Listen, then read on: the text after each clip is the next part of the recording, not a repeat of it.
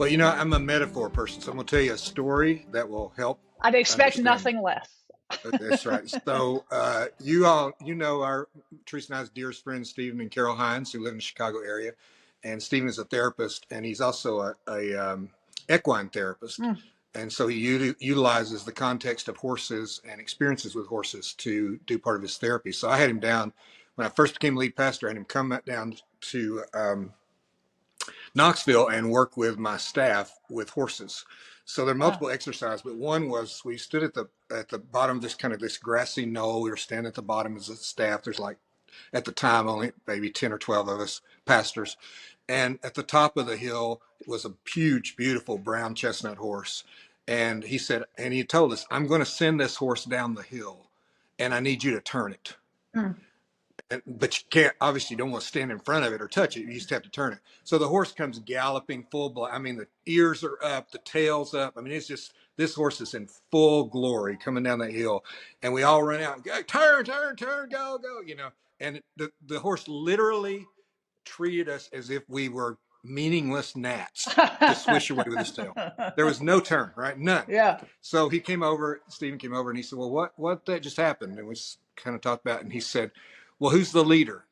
And I said, well, I am, you know, rhetorical, but Yeah. he said, then get bigger. Then you need to get bigger. Mm.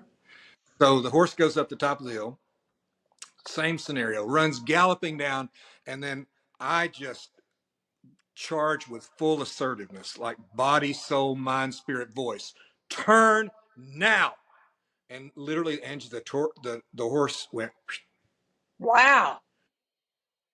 And it was the first moment I understood the power of leadership. Mm. And I say this about leadership, it entices and it scares me at the same time. It entices me and it scares me. And I grew up, you know, my background, I didn't grow up around leaders. I didn't grow up around leadership. I didn't kind of know even how the thing worked. I didn't even know how to get bigger. But it's pretty wild what happens when a leader gets bigger. And if you get a bigger leader in a bigger context and the leader keeps getting bigger, then there's a bunch of questions about stewardship, power, authority, role, and what is big in the kingdom. When Jesus said, hey, you see the Gentiles over there? Don't do that.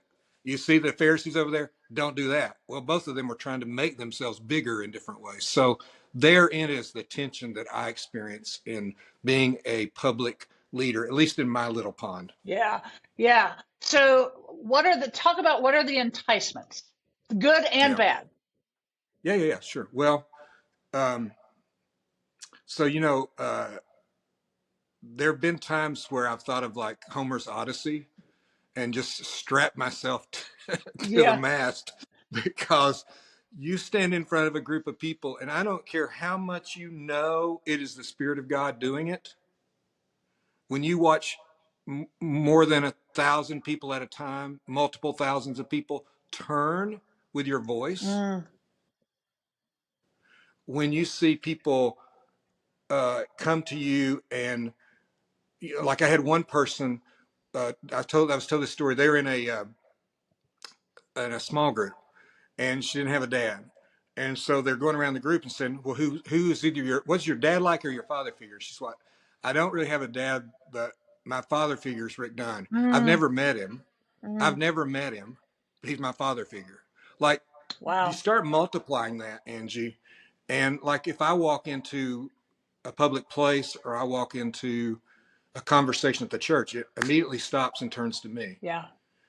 Unless, if you know my American culture, unless someone more important with more money comes in than me, and then it turns to them. Yeah. So the seduction is, I'm a powerful person. Yeah. People respond to me as a powerful person. The bigger I get, the more response I get. The more people attribute to me certain qualities.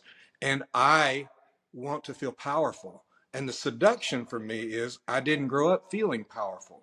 Mm. I've struggled with what strength means and what masculinity means. I don't buy the cultural norms, but I also don't like kind of my background on this either. Mm-hmm. And so I'm trying to figure that out. And then here's all of a sudden like the drug. It's so much adrenaline in your body. You can literally feel your body responding to people responding to your leadership. Mm-hmm. And if in the moment you think you're I mean, you are so vulnerable and in so much danger. The healthy side of that would be,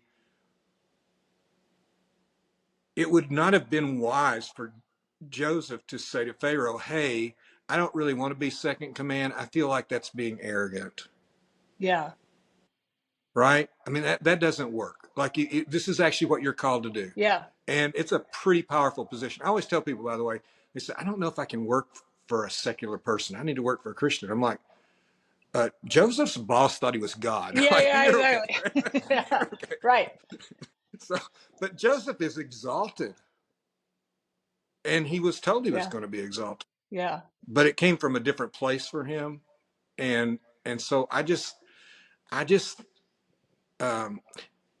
every part of my fiber of my being that thinks you're going to find satisfaction, fulfillment, and power in being that powerful person is at risk.